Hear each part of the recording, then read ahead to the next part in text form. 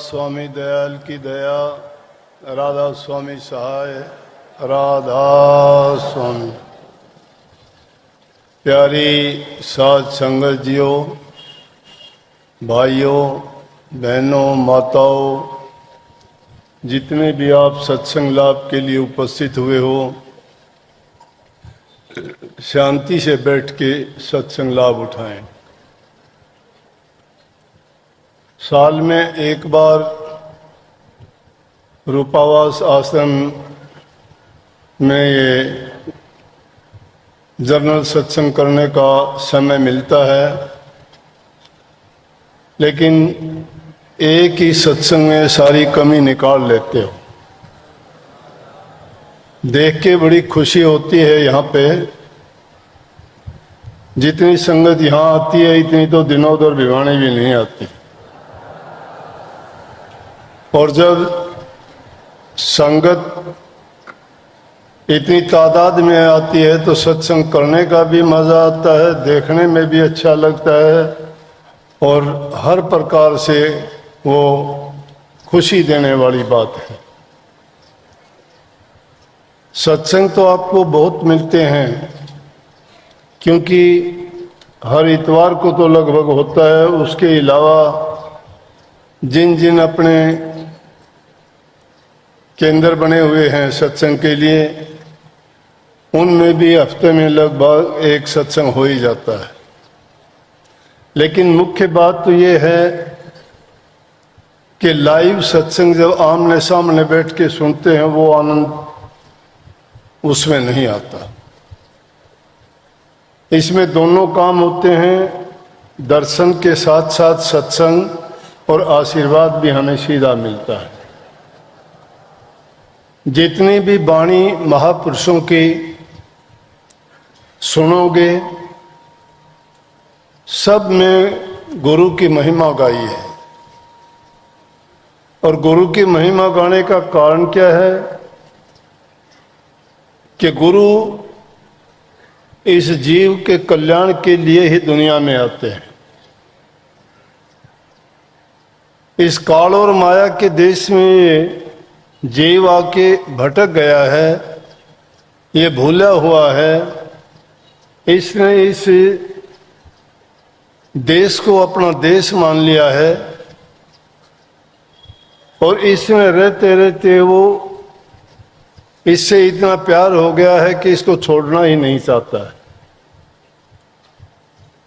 कहने का मतलब, काल महाराज की जो इच्छा थी, जीव उसी अनुसार काम करता चला जाता है। काल महाराज चाहता है कि उसकी दुनिया में जो जीव आए हैं, ये यूं कि त्यों यहीं बने रहें और ये संसार इसी तरह से चलता रहे। इसीलिए थोड़ी देर पहले एक वाणी आपने सुनी होगी, गौर किया या नहीं किया, उसमें वचन फरमाया था कि झूठा है संसार सारा। सत्य क्या है फिर?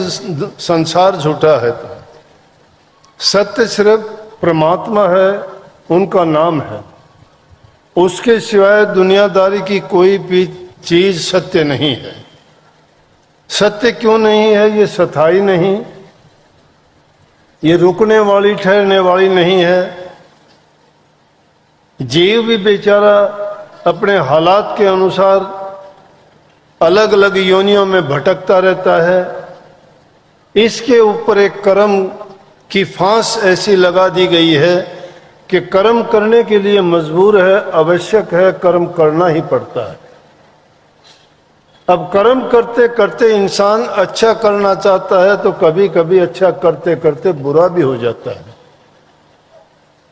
अच्छे कर्म का तो परिणाम अच्छा होगा, सुखद होगा, खुशी देगा हमें। लेकिन जो बुरा हो गया है, अनचाहे भी या चाहते हुए, चाहकर भी, जब उसका कष्ट और भोग इंसान को, इस जीव को भोगना पड़ता है, तो फिर इसे बहुत दुख होता है। परंतु महापुरुष इस संसार में आके दुख और सुख दोनों से इस जीव को निकाल के सदा के सुख की जगह बता देते हैं। वो स्थायी सुख इस जीव को प्रभु के चरणों में ही मिलता है, दूसरी कोई जगह नहीं है। परंतु काल महाराज ने इस रचना में इतने फंद लगाए हैं कि उन फंदों से जीव का निकलना बड़ा कठिन है। कहा इस वाणी में थी बात ये कि 5 चोर लूटे थे रात दिन, लेकिन सतगुरु मिला तो सब आप में नस गए, हो सब खत्म हो गया। वो 5 चोर कौन से थे? काम है, क्रोध है, लोभ है, मोह है, अहंकार है। ये 5 ऐसे दुष्ट हैं जो इस जीव को लूटते ही लूटते हैं। इनसे निकलना और बचना बड़ा मुश्किल है। इनसे अगर निकलता भी है तो और काफी चीज आदमी की मंशा पर पड़ती हैं। इच्छा है, आशा है, तृष्णा है, ममता है, वो चीजें उनके बाद साथ साथ ही लगी रहती हैं। अगर एक चीज से बचता है इंसान तो दूसरी में जा गिरता है। अब ये इतनी ताकतवर चीजें हैं पांचों के, बिरला ही जीव बच पाता है, क्योंकि उनके स्वरूप को नहीं जानते हम कि कौन चीज काम में आती है। काम के बारे में अगर सोचा भी जाए तो छोटे मायने में तो काम वासना से मतलब ले लेते हैं, लेकिन काम वासना अकेला काम नहीं है। कोई भी कर्म काम करते हैं वो सभी काम हैं। काम काम सभी कहें, काम न चीन्या कोई, जितनी मन की कल्पना काम कहावत सोए। मन में जो भी कल्पनाएं उठती हैं, कोई भी है, वो सभी काम हैं, वो सभी वासनाएं हैं।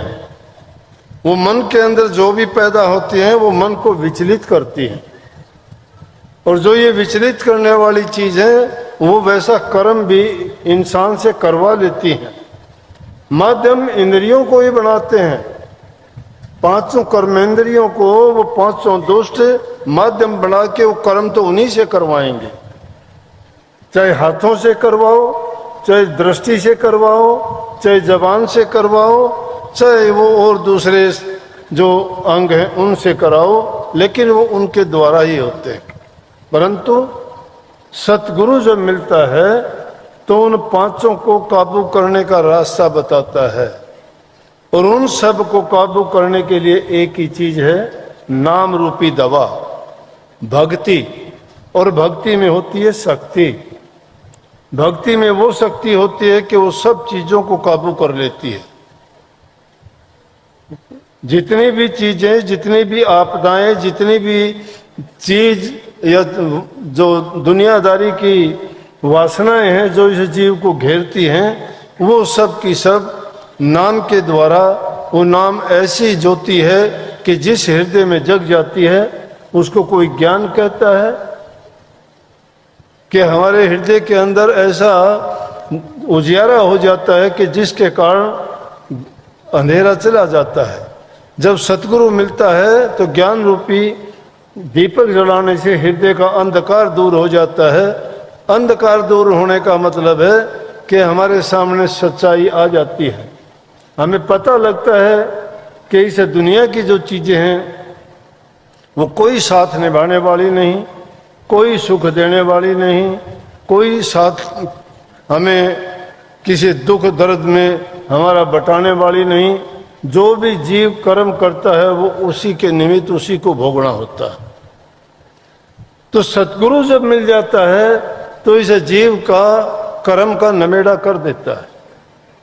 अब देखते नहीं हालात कि बिना सतगुरु के मिले, बिना ज्ञान के, बिना समझ के, ये संसार की चीजें हैं। जितनी भी चीजें हमें बाहर से दिखाई देने में जो लगती है हमें सुख देंगी, हमें खुशी देंगी, थोड़े समय के लिए मान जाएंगे कि उनसे कुछ ना कुछ आनंद प्राप्त होगा, लेकिन परिणाम तो हमेशा हर चीज का दुख दे होगा। देखते नहीं, किसी को बुरी लत पड़ जाती है नशा करने की। लत कोई भी हो, एक नशा नहीं होता। गुरूर, अभिमान, ये सब उसी में आ जाते हैं। किसी को रूप हुस्न का गुरूर हो जाता है, किसी को धन का हो जाता है, किसी को ताकत का हो जाता है, किसी को बड़े परिवार खानदान का हो जाता है, किसी को पद का हो जाता है, और कोई इसे नशे रूपी बीमारी में डूब जाता है। किसी को धन का अहंकार है, ये सब के सब नशे ही तो हैं। कबीर साहब ने तो माया को भी नशा ही बताया है। सोने को कहा है कि कनक कनक ते काम नहीं, मादकता अधिक आए, कि कनक से, धतूरे से भी ज्यादा नशा तो धन का है। धन तो आदमी को, धतूरा तो खाने के बाद वो शरीर में कोई तकलीफ देगा, लेकिन धन तो मिलते ही बुद्धि को भ्रष्ट कर देगा। तो कहिए कनक कनक ते 100 गुणी मादकता अधिक आए, उसमें नशा 100 गुना ज्यादा है, 1000 गुना ज्यादा है। और आज नशे की हालत देखो, नौजवान बच्चे हैं, क्या आनंद मिलता है नशे में। मैं आज नशे की बात करता हूं, मुझे भी मेरे दिन याद है, क्योंकि ये दूर से चमकने वाली चीज जो कुछ समय के लिए दिखाई देती है ना, इंसान को खींच लेती है अपनी ओर। शराब को दूसरे लोगों को पीते हुए देखते थे तो हमें भी ये लगता था कि हम भी पी के देखें, और देखते देखते हम भी उसके आदी हो गए। एक समय आया कि हम भी शराबियों की तरह शराब पीने लग गए। वो तो शुक्र मनाता हूं मैं, मेरे परिवार के मेरे चाचा थे, उन्होंने सोचा कि लड़का तो अच्छा है लेकिन बुरी आदत में पड़ गया। महाराज जियों के पास जब कभी मैं दर्शन भी नहीं करना चाहता था, वहां लेके गए। इसके लिए मैंने वाणी भी लिखी है कि सतगुरु के साथ वो भाग ने पलटा खाया। वो भाग था, पलटने वाले भी थे। इंसान का पूर्व जन्म का संस्कार और कर्म भी होता है। कुछ कर्म गति कुछ पूर्वला लेख। कर्म भी होता है, कर्म करना पड़ता है। फिर कुछ कर्म गति है, जो आसपास के कर्म होते हैं वो भी हमारा कर्म बनाने में, बिगाड़ने में, संभालने में हमारी मदद करते हैं या हमें आदी बनाते हैं। और कुछ पूर्व के लेख होते हैं जो इंसान पीछे से प्रारब्ध कर्म लेके आता है, उसके अनुसार भी उसको दुख सुख भला बुरा जैसा भी उसका ये जन्म होता है, उसको भोगना और करना पड़ता है। महाराजियों की शरण में लेके गए, मैं नहीं जाना चाहता था, लेकिन क्योंकि वो भाग्य उदय होना था, माध्यम वो बनने थे, लेकिन मेरे जीवन को बनाने वाले संवारने वाले तो मेरे सतगुरु थे। जब उनके पास गया तो उन्होंने कहा कि भाई शराब बुरी चीज है, मत पिया कर। कि मैं ये नहीं कहता कि तू भक्ति कर या मेरे पास आया कर, ये कोई बात नहीं है, लेकिन ये कहता हूं कि शराब मत पिया कर। मैंने कह दिया जी अच्छा। मैंने सच्चे मन से नहीं कहा, मैंने वैसे ही आधी हाँ और आधी ना के रूप में कह दिया, ठीक है। क्यों, मैं तो पहली दूसरी बार गया था, मैं कि 1-2 बार जाके छोड़ दूंगा, जाना कौन पूछता है, फिर मैं कुछ भी करना उसके बावजूद।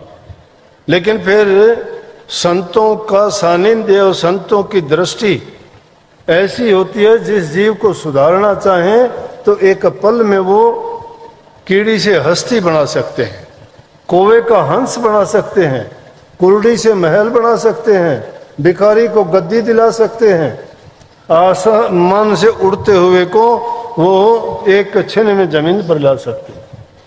उनके पास वो शक्ति होती है, लेकिन वो दिखाते नहीं, प्रकट नहीं करते। लेकिन जिन पर उनकी कृपा दृष्टि हो जाती है, उसको तो मिट्टी से भी लाल बना के दिखा देंगे।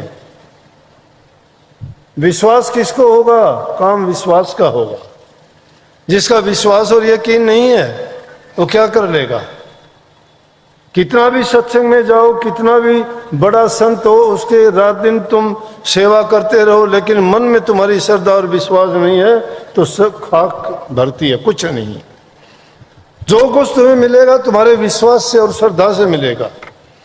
नाम भी तुम्हारा काम जब करेगा जब तुम्हारा विश्वास दृढ़ होगा, संकल्प पक्का होगा, तुम्हारा इरादा मजबूत होगा। जिसका मन डावाडोल है, इशारा कुछ नहीं है, जो दुनियादारी की दूसरी चीजों में लगा रहता है, अरे जितना टाइम दूसरी बातों में लगाते उतना टाइम गुरु भक्ति में लगाते, नाम में लगाते, तो तुम्हारा कल्याण होने में देरी नहीं लगती। तो सतगुरु ने वो कृपा की, मैं तो घर ही जाना भूल गया। उसके बाद इतना आनंद आने लग गया कि मैं ज़्यादा से ज़्यादा समय उनके पास गुजारना शुरू किया, और उसका फ़ायदा ये हुआ कि वो चीज़ें आई गई, वो जीवन ही बदल दिया गया।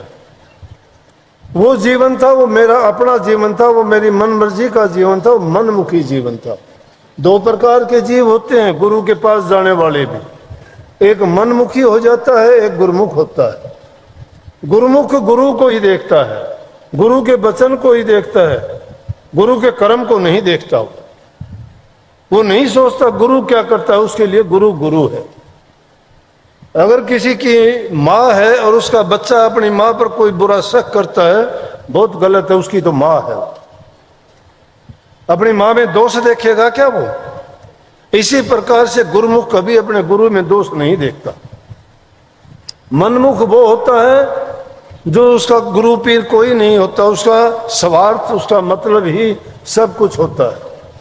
वो अपने मन के काम करता है, नाम गुरु के लेता रहता है।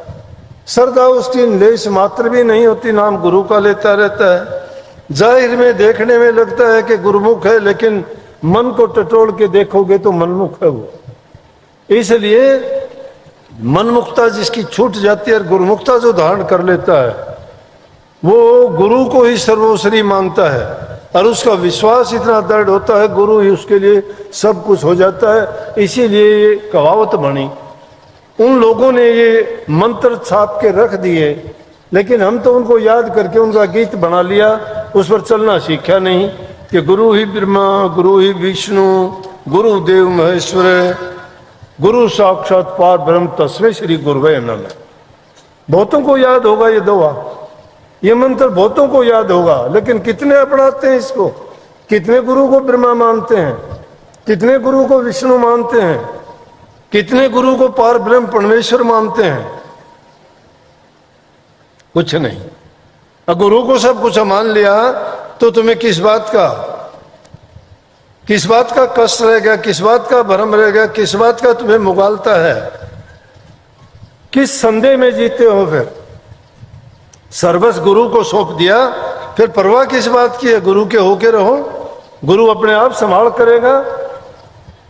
लेकिन गुरु के कब नहीं बनते? जब गुरु से विश्वास तुम्हारा उठ जाता है तो गुरु भी तुम्हारा नहीं रहता है। गुरु नहीं हटा, गुरु को तुमने हटा दिया। तुम्हारे विश्वास के कारण, तुम्हारे जो ख्यालात गुरु के विपरीत हुए, उसके कारण गुरु तुम्हारे से अपने आप तुमने दूर कर दिया। गुरु तो दूर होता ही नहीं। कबीर साहब कहते, कबीर गुरु सबको चाहे, गुरु को चाहे न कोई। गुरु तो सबका हित चाहता है, सबका हित चाहता है कि पूरा संसार तर जाए। लेकिन कौन तिरते हैं? जो भाग्य वाले होते हैं, जो कर्मशील होते हैं, जो दृढ़ विश्वासी होते हैं, जो संकल्प मन में पक्का लेके आते हैं, जो अपना कल्याण चाहते हैं और इसे जन्म को सुधार लेना चाहते हैं। राजे महाराजाओं ने क्यों ठोकर मार दी? उनका भी गुरु था, उनका भी गुरु पर यकीन था। वशिष्ठ जी कुल गुरु थे श्री रामचंद्र जी, और कितने पीढ़ियों से गुरु थे, और राज्याभिषेक करना चाहते थे श्री रामचंद्र जी का। अगले ही दिन ताज देना चाहते थे अयोध्या नगरी के राज्य का। क्या वो गुरु जानते नहीं थे क्या वशिष्ठ जी? वशिष्ठ से महासुर ज्ञानी लिख लिख लगन धरे, सिया हरण मरण दशरथ कर बण बण राम फिरे। क्या वो नहीं जानते थे? उस गुरु को कह दे, श्री रामचंद्र जी ये कह दे, वशिष्ठ जी तुम कुछ नहीं जानते, तुम तो कहते थे कि कल को राजगद्दी दिलाऊंगा तुझे, मुझे वनवास दिला दिया। नहीं, श्री रामचंद्र जी ने ऐसे बह नहीं कहा। क्यों नहीं कहा? कि गुरु को गुरु की दृष्टि से देखते थे, गुरु को गुरु मानते थे। तो ये गुरु का कभी सोचते हो कि गुरु मेरा कल्याण क्यों नहीं करता? क्या गुरु से कल्याण करवाने के लायक तुमने अपने आप को बना लिया क्या? उस कसौटी पे अपने आप को चढ़ाया क्या? तुम्हारे तो गुरुओं का अंत नहीं है। तुम्हारे तो घर घर में गुरु बैठे हैं, जो दिखता है उसी को प्रणाम। किसकी के? पतिव्रता स्त्री का एक ही पति होता है, गुरुमुख का एक ही गुरु होता है। जिसका गुरु है, गुरु का है, तो पतिव्रता नारी किसी दूसरे को शीश नहीं झुकाती। तो तो गुरुमुख शिष्य भी किसी दूसरे को गुरु की दृष्टि से नहीं देखता। इज्जत सम्मान सबका करेगा, सबका करेगा। ये हम शिक्षा नहीं देते। हम कहते हैं माँ बाप का, बूढ़े बुजुर्ग का, कोई भी हो, सबको इज्जत दो, सम्मान करो, प्यार करो। ये चीजें हमारे अंदर नहीं है तो हमारा हृदय ही अपवित्र है। कोई जाति धर्म का ख्याल ना करो, कोई ऊंचा नीचा नहीं है। ऊंचे और नीचे कर्म होते हैं। खोटे और बुरे कर्म करने से बचो, अच्छे कर्म करो। लेकिन कोई अगर कर्म करता है उसके कर्म की ओर ध्यान ना दो कि वो क्या कर्म करता है। कबीर साहब ने सीधी बात कही, कबीरा तेरी झोपड़ी गलकटियन के पास, अपनी अपनी करनी जाएंगे तू क्यों भया उदास। संतों का तो आना जाना और रहना इस दुनिया में ऐसे स्थानों पे हुआ है, या तो वहां वेश्याओं के घर थे, या वहां कसाईयों के रोजाना जीव हिंसा होती थी, या और दूसरी ऐसी गलियों में उनका रहना हुआ। क्योंकि संत आते ऐसी जगह में, स्वामी जी महाराज जिन्होंने राजा स्वामी पंथ चलाया, आगरा में पन्नी गली में पैदा हुए, उसमें वेश्याओं की गली थी।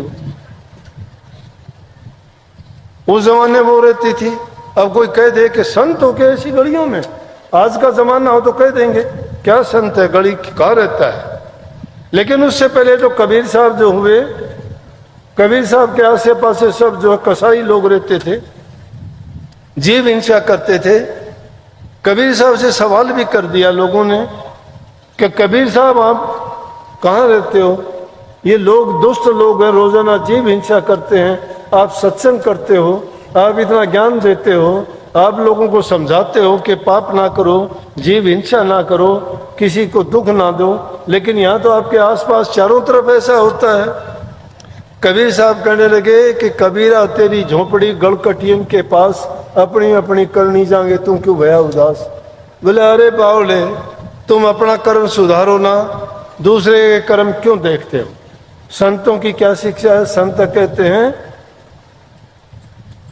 कि दोष देखने वाली दृष्टि मत रखो, ओगण गारे मत बनो, गुण ग्रही बनो।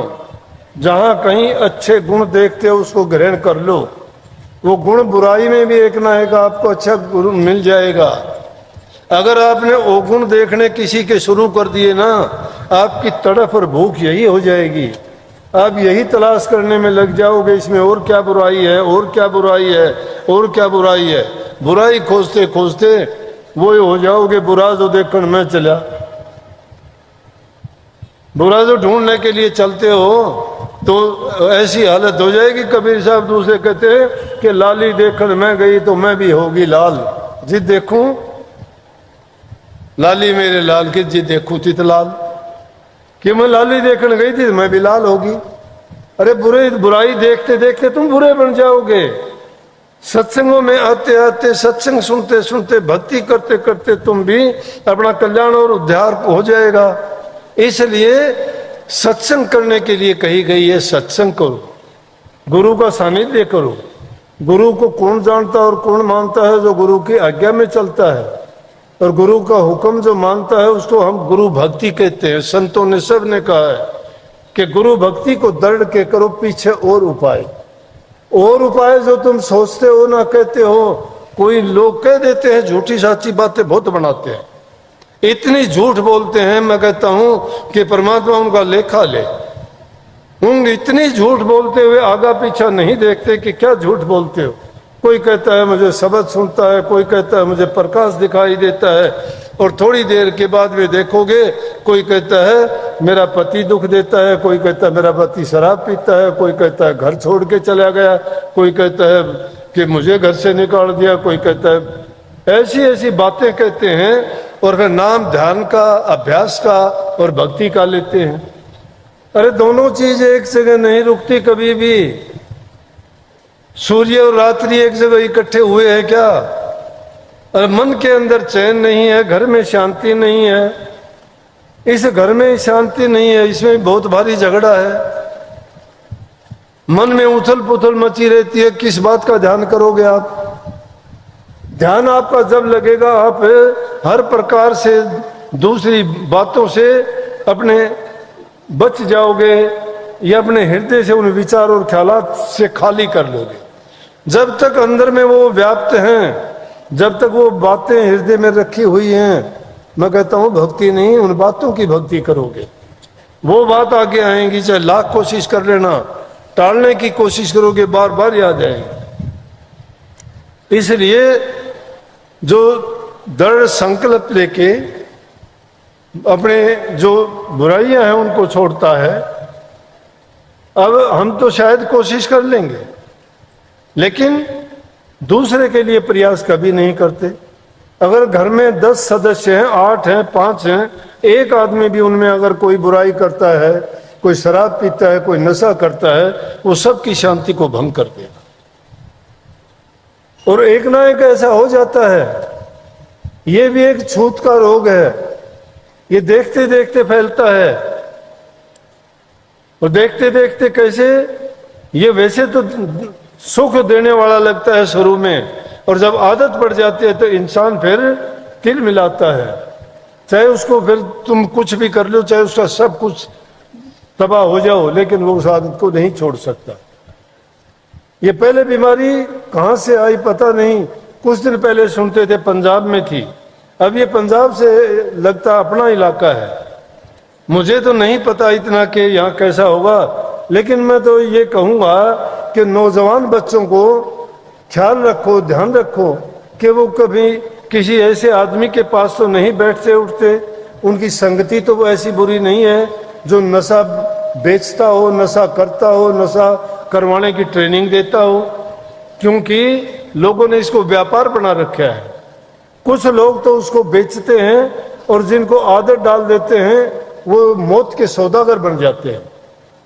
वो मौत दे देते हैं लोगों को, मौत बांटते हैं, और नशे की लत पड़ने के बाद में वो घर की बर्बादी हो जाती है। क्यों? काम वो करने लायक रहता नहीं, घर में लड़ाई झगड़ा करता है, जो कुछ होता है उसको बेच खाता है, जमीन को गिरवी रख देगा, बेच देगा, और भिखारी जैसी हालत हो जाएगी। और उसकी तो बर्बादी होगी, वो होगी, लेकिन पूरे परिवार को ही बर्बाद कर देगा। इसलिए भक्ति तो बाद की बात है, ये बाद में कर लेना। पहले भक्ति अपने घर परिवार की करो, बच्चों को अच्छे संस्कार दो, अच्छी शिक्षा दो। ये जरूरी नहीं कि तुम्हारा बच्चा पढ़ता है, तुमने उसको खर्चा दे दिया, पैसे दे दिए, अच्छे कपड़े दे दिए, उसको जरूरत की चीजें दे दी, मोबाइल दे दिया, मोटरसाइकिल दे दिया, जो उसने चाहा मांगा आपने सब कुछ दे दिया। आप मन से भी खुश होगे कि मैंने अपने बच्चे की सारी इच्छाएं पूरी कर दी, लेकिन आपने ये नहीं देखा कि मैंने इच्छाएं तो पूरी कर दी, क्या मैंने जिस काम के लिए उसको ये चीजें दी वो काम में खरा उतरा कि नहीं। उसका चाल चलना, उसका बैठना उठना, उसकी संगति, उसके दोस्त मित्र, वो काम क्या करता है, कहाँ जाता है, कितने बजे कहाँ किसके पास रहता है, उसका खान पान सही है कि नहीं है, ये चीजें जब तक आपको उसके बारे में नहीं पता है तो समझो कि आपने उस बच्चे को धक्का दे दिया है। लापरवाही मत करो इस बात के बारे में, अपने बच्चों को संभाल के रखोगे, घर में शांति प्यार रहेगा, वो बच्चे आगे जाके अच्छे बनेंगे, पढ़ाई लिखाई करके जो भी वो काम करेंगे उस काम में उनको जो भी उन्नति मिलेगी वो आपको खुशी देने वाली होगी। आज नहीं देखते, खिलाड़ियों में देखते हैं, तुम्हारा लड़का अगर अच्छे मेडल लेके आता है तुम कितने खुश होते हो, पढ़ाई में तुम्हारा बच्चा अव्वल आता है तुम कितने खुश होते हो, तुम्हारा बच्चा कहीं भी कोई कंपटीशन का इम्तिहान होता है उसमें सफल होता है, उसको नौकरी मिलती है, कितने खुश होते हो। लेकिन दूसरी तरफ उसी के साथ के कितने लड़के बर्बाद होते देखते हो, उनके घरों की हालात देखिए। दूसरे को देख के अपने आप का सुधार करना चाहिए।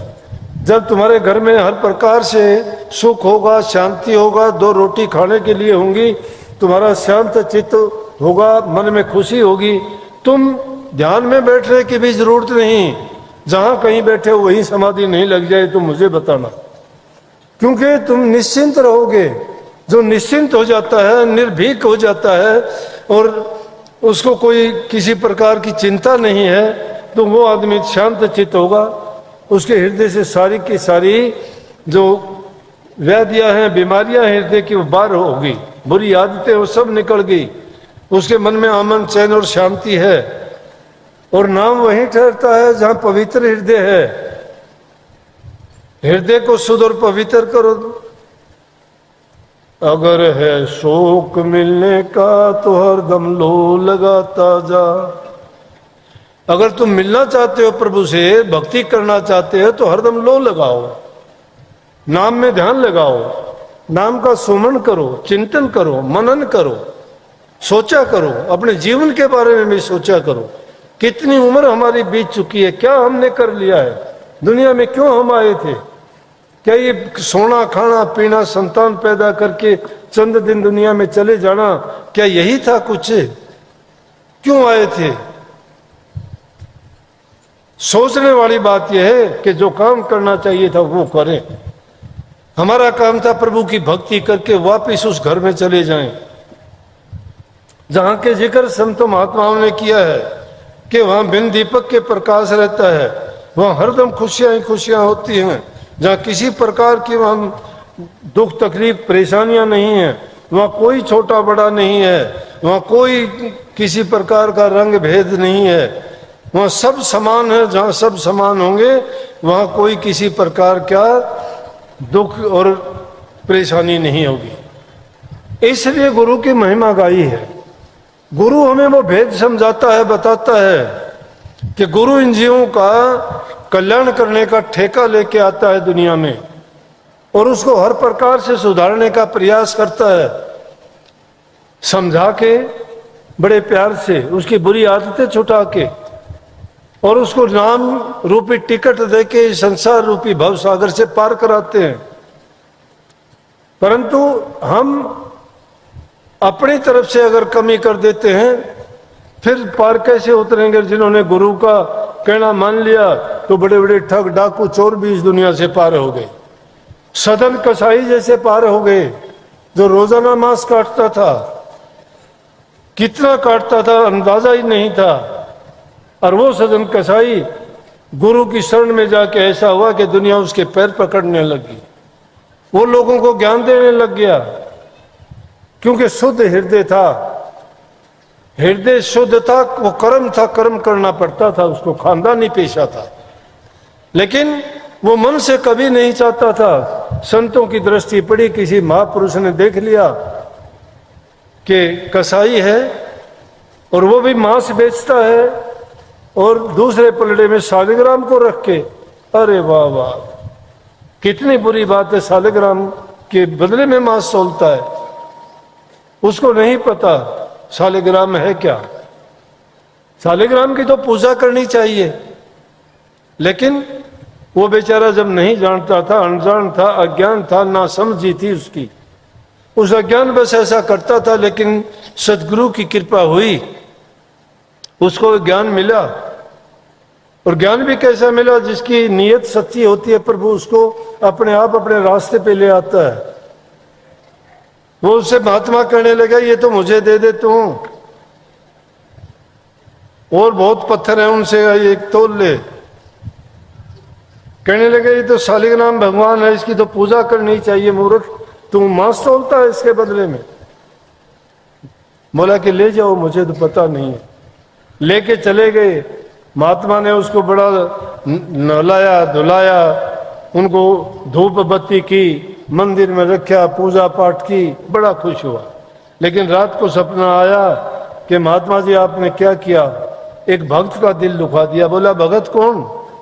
बोला सदना जिससे आप इसको लेके आए हो। बोले वो भगत कैसा? हो तो मांस तोलता। बोला बड़ा शुद्ध हृदय था वो, चाहे मांस तोलता था लेकिन जिस छाबे में मुझे रखता था वो तकड़ी से तोलता था, मैं इधर उधर डोलता था, मुझे बड़ा आनंद आता था। वो पापी नहीं था, उसका कर्म और पेशा था, लेकिन वो हमेशा याद मुझे ही रखता था। बोला मुझे तो वहीं छोड़ के आ। अगले ही दिन जब उसको देने के लिए गया, सदना देखते ही घबरा गया। बोला कि आज क्या गलती की है मैंने?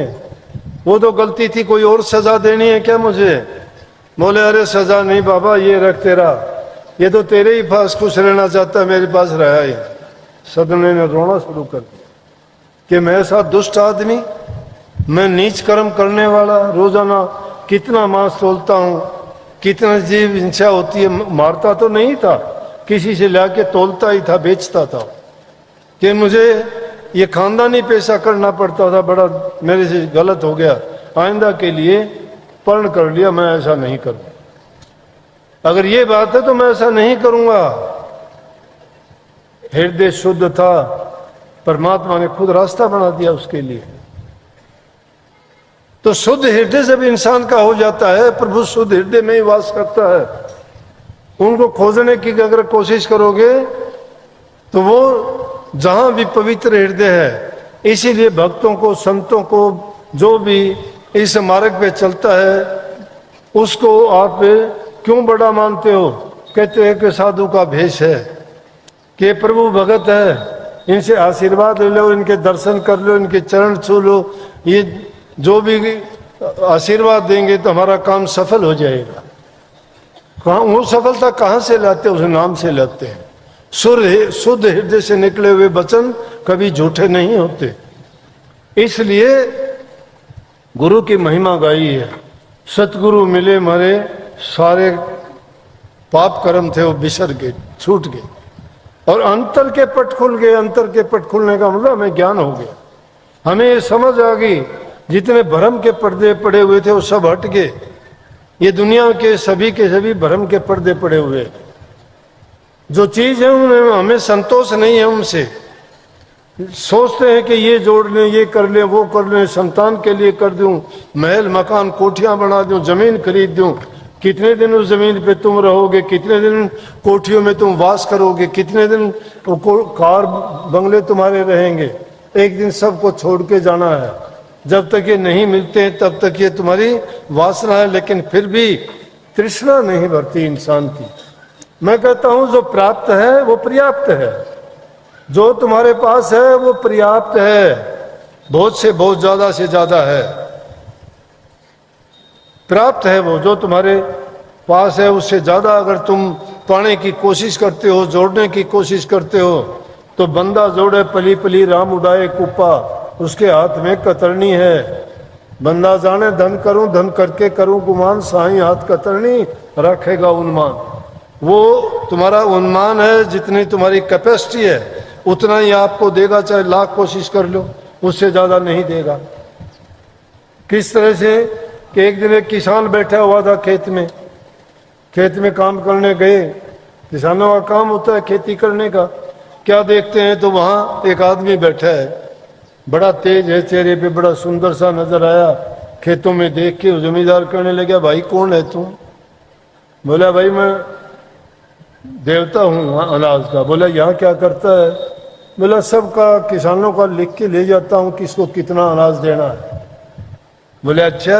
बोला लिख लिया? बोले हाँ लिख लिया। बोला मेरा कितना लिखा? कहने लिखा कि तेरा तो 50 मन लिखा है। उसने सोचा 50 मन तो पक्का हो गया, चाहे बारिश हो ना हो, चाहे कोई आपदा आए, कुछ नहीं, क्योंकि देने वाले ने खुद कह दिया 50 मन देगा। बस वो तो आराम से बैठ गया घर जाके। जब फसल पकी और पकने का टाइम आया तो उसने क्या किया, रोजाना जा रात के टाइम और पड़ोसियों की गांठ बंद है पूड़ियों की और अपनी में लेके डाल दी, बांध के अपनी में लेके डाल दे कि 50 मन तो पक्का, 50 मन ये कर दूंगा। लेकिन जब निकालने का टाइम आया, थ्रेशर लगाया और गेहूं जब देखे तोल के तो पूरे 50 मन निकले। वो फिर आया, उस दिन भगवान बैठा हुआ था, अन्न का देवता। बोला आज फिर आ गया? बोले हाँ। बोला झूठा है तू तो। बोला झूठा कैसे? बोला मेरा 50 मन बताया था। बोल 50 मन हुआ कि नहीं? बोले हाँ 50 मन तो हो गया, लेकिन मैं बरोटे ले आया था, वो कहाँ गए? बोला अरे मूर्ख, अगर वो कहेगा तो मैं जुर्माना और लगा दूंगा। तू तो रात के टाइम तेरे में डालता था, मैं ठा के वापिस उसके डालना पर, क्योंकि देना तो इतना ही था। ये इंसान की नीयत बड़ी खोटी है। ये सोचता है मैं बेईमाना करके ज्यादा कर लूंगा, लेकिन परमात्मा देखता है वो ज्यादा नहीं, उन्मान जितना है उतना ही देगा। लेकिन इन चीजों का तो सब्र कर लेना। प्रभु के नाम में कभी गिनती करके ना करना कि मैं 10 मिनट बैठूंगा, आधा घंटा बैठूंगा, या मैं इतने जाप करूंगा या इतने मंत्र। कुछ करते हैं कापियों में लिखना। अरे कापी में क्यों लिखते हो? लिखने की जरूरत क्या है? तुम क्यों घंटा आध घंटा और प्रभु के नाम की ये कहते हो मैं इतने जाप करूंगा? तुम गिन के जाप करोगे? प्रभु ने तुम्हें कितनी खूबियां दी, उसने गिन गिन के दी है।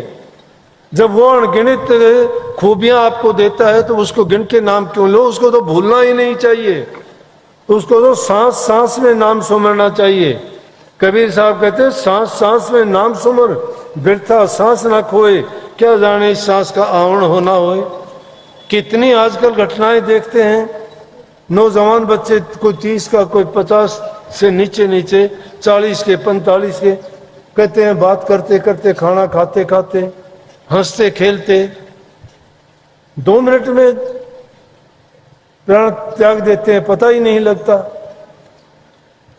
अभी है, अगली पल का भरोसा नहीं है क्या होगा। लेकिन इंसान कितना मतिहीन है, फिर भी नहीं सोचता है, रोजाना ऐसी घटनाओं को देख के लागू नहीं करता अपने ऊपर। कितने कष्ट भोगने वालों को देखता है, नहीं मानता, क्योंकि ये माया का खेल है। माया इंसान की बुद्धि को भरमाती है, वो हमें ऐसा विचलित कर देती है, ना हमें घर का छोड़ती है ना घाट का छोड़ती है। वो नाम के नजदीक जब भी जाते हैं तो कोई ना कोई ऐसे हालात पैदा कर देगी कि हम ध्यान नहीं करें, अभ्यास नहीं करें, नाम का सुमरण ना करें, दूसरी बात याद आ जाएंगी, कोई ना कोई बाधा डालने के लिए कोई समस्या ऐसी पैदा हो जाएगी। लेकिन उसके लिए हमें हठ करना पड़ेगा। इसीलिए हमारे ऋषि लोग तप करने के लिए बाहर जंगलों में चले जाते थे, क्योंकि ना बिल्ली दिखेगी ना कुत्ता भौंकेगा, दुनियादारी की चीजें ना दिखेंगी, ना कोई डिस्टर्ब करने वाला, ना कोई तकलीफ देने वाला। एकांत में जब उठते हैं, जब बैठते हैं, तो नानक साहब ने इसी चीज को बड़ा कहा कि उठत बैठत सोवत नाम, कहे नानक सिद्ध भय तिसके काम, कि उठते बैठते सोते जागते तो नाम को याद रखता है। याद रखने का मतलब ये तो नहीं कहेंगे कि सारा दिन तुम राम राम राधा स्वामी धन धन सतगुरु, ओम नमो नारायण, ओम नमो संत, कुछ के जो भी हैं, तो ये नामों को ही सारा दिन करते रहो। अरे उनको तो करने की जरूरत ही नहीं है। एक बार तुमने अभ्यास कर लिया तो तुम्हारे तो तार वहीं जुड़े रहेंगे, कनेक्शन वहीं जुड़े रहेगा, हटेगा ही नहीं। लेकिन एक बार मन तो लगाते तो नहीं, हम समय को यूं ही बर्बाद कर देते हैं, ना किसी काम में रुकावट है, काम अपने करते चलो। एक भी संत महात्मा ऐसा बताओ जिसने कोई काम छोड़ा और फिर भक्ति की हो? किसी ने कोई काम नहीं छोड़ा। नामदेव छिपी था लत्ते ठेके, कबीर साहब जुलाया था हमने ताना तना, धन्ना भगत जाट था खेती का काम करा, और जितने भी जो भी हुए हैं, लखमा माड़ी था पेड़ पौधे लगाए और वही शब्द गाए। और क्या गाए कि जिस पेड़ लगाता जाता है कहता है, इब के बारियो बोलो रे तू नाम सुमर मेरा भाई। पेड़ लगाता है, पानी लगाता है, अपना भजन करता है। हम करते हैं क्या भजन? हमारा चिंतन भी बात करते करते बुराइयों में ही है। कबीर साहब नहीं कहते क्या, तण भाई कौन तनेगा जी, हम तो राम भजांगे राम। क्यों? तो जो संत जिस हालात में और जैसे भी जाति में थे, जिनका कर्म था, वो कर्म नहीं छोड़ा, कर्म को ही उन्होंने भक्ति का रास्ता बना लिया। जो कर्म करते करते भी उन्होंने उसी में नाम भक्ति रमा दी, कि उसी काम में ही उन्होंने मोक्ष पाया, उसी में शांति पाई, उसी में जीवन यापन का व्यवसाय और साधन पाया। ना किसी से मांग के खाया, ना किसी से छीन के हट के धोखा कपट से खाया, लेकिन सच्ची कमाई करी उन्होंने। जो सच्चाई के नाम पर चलता है, जिसका आसरा ले लेता है, वो उसकी जिम्मेवारी है उसको किस हालात में रखेगा। अगर उस प्रभु की हमने पक्के सच्चे मन से शरण ले ली है, तो अब अपने आप को उस पर छोड़ दीजिए ना, कि वो जैसे भी हालात में रखे। कहने को तो बात बहुत बनाते हैं, कहते हैं कि राज दिलाई तो मेरी कौन बढ़ाई, भीख मंगाई तो मेरा क्या घट जाए। लेकिन ये काम होता तो नहीं है ना, बनते नहीं हो किसी के, किसी को अपना बनाने का प्रयास करते हो। तुम किसी के नहीं बनते तो तुम्हारा कौन बन जाएगा। अगर दूसरे को अपना बनाना चाहते हो तुम उसके बन जाओ, तुम उसके बन जाओगे, वो तुम्हारा हो गया कि नहीं हो गया। क्यों कही कबीर साहब ने कि बाजी मांडू पीव से दो विधि मेरा राम, कि जब बाजी राम से खेलनी है तो दोनों विधि राम मेरा है, जीतूंगा तो राम मेरा रहा, हार जाऊंगा तो मैं राम का, वो राम का दोहरा रहना। तो ऐसी बाजी क्यों नहीं खेलते हम भी कि दोनों विधि राम हमारा हो, जीत जाए तो राम हमारा और हार जाए तो राम के हम। प्राप्त राम को ही करना है दोनों रास्तों से ही। इसलिए अपने जीवन को सच्चा और अच्छा बनाने के लिए सत्य कर्म करो, नेक कमाई करो, माँ बाप की बूढ़े बुजुर्ग की सेवा करो। प्रभु का काम है, उसका करने वाला। हमारा प्रारब्ध कर्म के अनुसार जो होगा वो उसकी मौज पर और रजा पर छोड़िए। जो मालिक की रजा और मौज होने दीजिए, वैसा होगा। लेकिन जानबूझ के ऐसा कर्म ना कमाइए। लेकिन कई बार कर्म इंसान को पता नहीं किस ओर धकेल लेके जाता है, वो उसमें भी आदमी को ये सोचना चाहिए कि प्रभु की क्या मौज और क्या रजा है। वो भी कोई ना कोई उसका कर्म का काटने का तरीका होगा, या उसको जिस चीज से बरी करने का कोई वो होगा, वो भी प्रभु की मौज है। लेकिन वो मौज जब जानो, जब उसके हो जाओ। उसके तो होते भी नहीं और खोटे कर्म करके कहते उसकी मौज है। उसकी मौज में अगर रहना चाहते हो तो दुख होता है तो दुख में भी सुखी रहो, सुख होता है तो उसमें ज्यादा सुख होने की जरूरत नहीं है। सुख का समय हो तो मालिक का शुक्राना किया करो कि धन है सतगुरु आपने कृपा की। और अगर दुख होता है तो आप उसको उस ज्यादा अरदास किया करो, ज्यादा भजन किया करो, ज्यादा याद किया करो कि प्रभु मुझे इस संकट से उबारो, इस तकलीफ से मुझे बचाओ। आप कृपा करने वाले हो, आप दया के सागर हो, आपके सिवाय मैं कहाँ जाऊंगा। आपने ही सब कुछ करना है। सुनता है प्रभु, सुनाने वाला होना चाहिए। तुम्हारी आवाज पहुंचती है, निकलने से पहले नहीं, तुम्हारे सोचने से पहले पहुंच जाती है। सोचते हो उससे पहले ही उनके पास दर्ज हो जाती है। लेकिन सच्चाई नहीं हृदय में, वो भी हम कपट के साथ करते हैं। अगर घट कपट हमारा दूर हो जाए तो एक चिन्ह नहीं रखती। कबीर साहब कहते हैं बात बड़ी है अटपटी, झटपट लखे न कोई, जो मन की खटपट मिटे तो चटपट दर्शन हुए। दर्शन करने में देरी नहीं है, लेकिन हमारे मन की खटपट नहीं मिटती। मन की खटपट क्या है? यकीन नहीं है हमारा किसी पर, यकीन नहीं है। यकीन क्यों नहीं है? कि हम किसी पर यकीन नहीं करते। हम अगर यकीन कर लेंगे तो हमारे लिए पूरी दुनिया सच्ची है। साक्षात प्रभु हमारे सामने है, कण कण में मौजूद है, तुम्हारे अंदर में ही बैठा हुआ है। बाहर जाने की किसने कही है? क्यों कही थी कि क्यों मथुरा और काशी में घूमते हो? क्यों कबीर साहब ने कही कि वो हमारे अंदर में ऐसे बैठा हुआ है जैसे मृग की नाभि में कस्तूरी है, लेकिन वो ढूंढता फिरता है उनको झाड़ियों में। सुगंध आती है, ये नहीं पता सुगंध तेरे पास है, ढूंढता कहाँ है। वही हालत तो हमारी भी है। प्रभु विराजमान है हमारे हृदय में, आत्मा और परमात्मा का वास इसी में है। ये ब्रह्मांड का नक्शा है सारा का सारा। इस पिंड शरीर में सारी चीजें समाई हुई है, सभी देवी देवता, सभी जितनी चीजें बाहर देखते हो हमारे अंदर में है। लेकिन हमने अपनी दृष्टि को बाहर की दुनिया को देखने के लिए बना रखा है। अंदर की दृष्टि देखने के लिए एक तीसरी आंख है।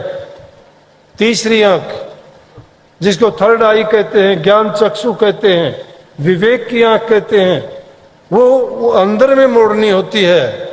और उसको देखने के लिए हमें बाहर मुखी नहीं अंदर मुखी होना पड़ेगा।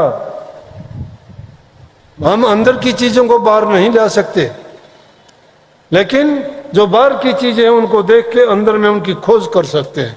बाहर उनके नमूने मौजूद हैं, उनसे मिलान कर सकते हैं। ये जो बाहर देखने वाली चीजें हैं ये झूठी हैं, इसलिए संसार को झूठा कहा। सत्य हमारे अंतर में है। सत्य को खोजना है तो नाम को पकड़ो। नाम वो सीढ़ी है, उस सीढ़ी पे चलते चलते चढ़ते चढ़ते आप अपनी मंजिल को पा जाओगे।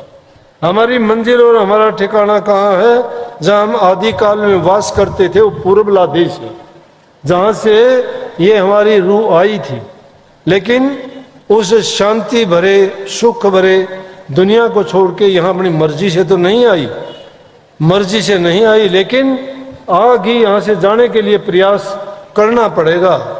उसके लिए सहारा दे दिया, सतगुरु भेजा। चीजें अपनी ओर खींच लेना चाहती है। मैं कैसे भाई? बोला नशा करने वाले वो अपनी ओर खींचना चाहते हैं। मैं शाबाश। ऐसे बच्चे जो सोचते हैं कि ये बुरे हैं, ये बुरी संगति है, मुझे बुराई की ओर धकेलना चाहते हैं, उनको मित्र ना कहो। ऐसे लोगों को जो तुम्हें बुराई की ओर लेके जाते हैं, वो तो दुश्मन है तुम्हारे। मित्र तो वो होता है जो मित्र का भला चाहे, उसको गलत रास्ते चलते से हटाए। बांदी के कोई गुरु थोड़ी थी, बलक बुखारे के बाद चाहे तो बांदी कोई गुरु मान लिया। कहा उसने तो बांदी तू मेरे गुरु समान तना राह बता दिया प्यारे दा। राजा अपनी नौकरानी से कहता है, बांदी शुक्र है तेरे पैर पकड़ूं मैं, तेरे पैर धो के पीऊं मैं, तूने मेरा जन्म सुधार दिया। मैं कहाँ का राजा हूं, अज्ञानी हूं, मूर्ख हूं। तू तो मेरी गुरु बन गई, तूने मेरी गुरु होके निकली, तूने मेरे जीवन को सुधार दिया, तूने प्रभु का रास्ता दिखा दिया।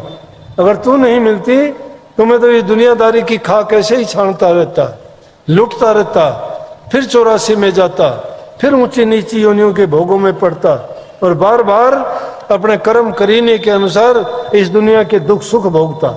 लेकिन बांदी तूने मुझे एक ही थोड़ी देर में सब कुछ बता दिया। तो भक्ति उन दिलों में है, भक्ति चापलूसियों में, 420 में, हेरा फेरियों में, तरकबाजी में नहीं है। कभी सोचते हो बुद्धि का खेल है इन चीजों का। यहां विद्या की जरूरत नहीं है, प्यार की जरूरत है। जिसके हृदय में प्रभु के प्रति प्यार है वो उस नाम को प्राप्त कर लेगा। और जिसने नाम की कमाई कर ली उसने सब कुछ हासिल कर लिया। और जो नाम से वंचित रह गया उसको चाहे कुछ भी मिला वो सब बेकार का बेकार गया, उसका कोई मायने नहीं रखती।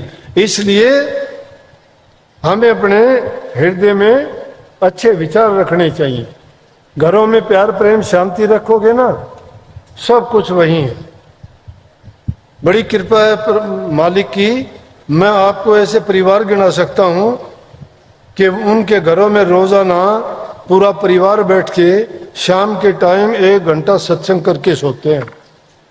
जितना खाना जरूरी है उससे ज्यादा सत्संग जरूरी है।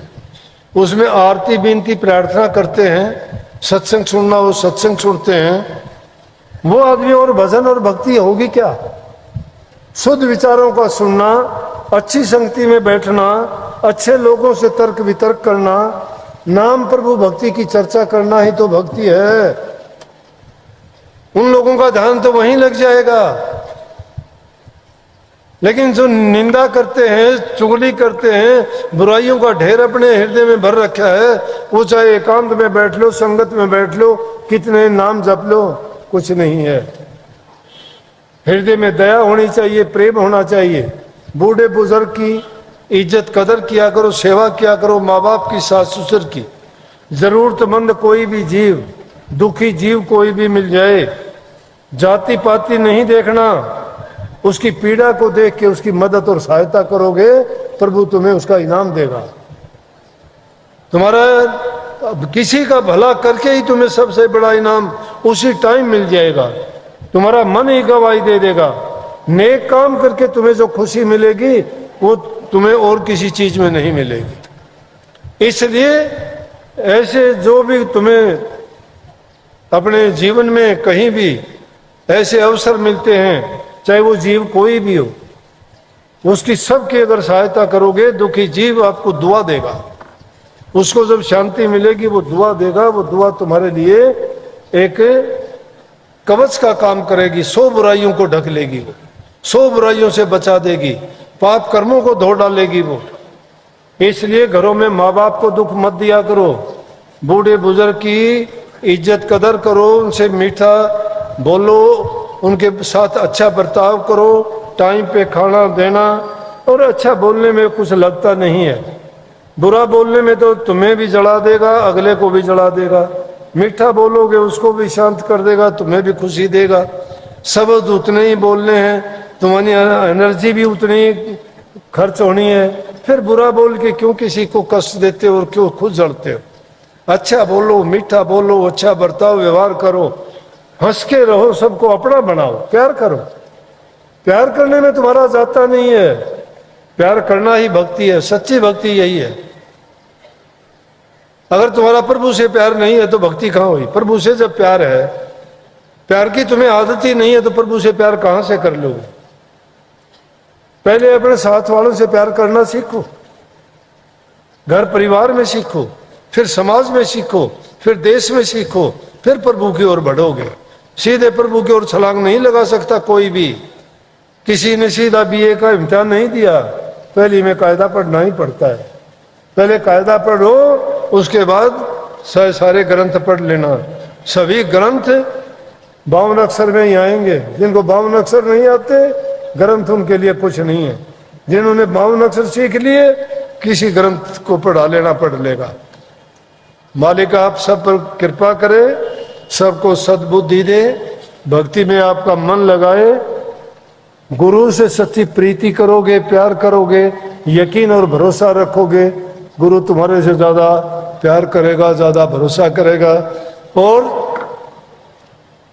आपका कल्याण होगा। सारी चीजों को छोड़ के नाम का सुमरण किया करो। सारी चीजों को छोड़ के मतलब है काम ना छोड़ देना, कभी काम छोड़ के बैठ जाओ।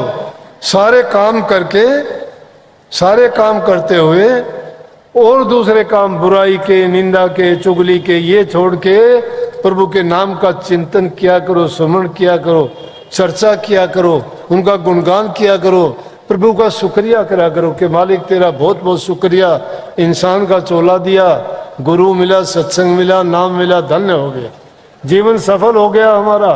इससे ज्यादा कुछ चाहिए नहीं, जो आपने दे दिया पर्याप्त। बहुत बहुत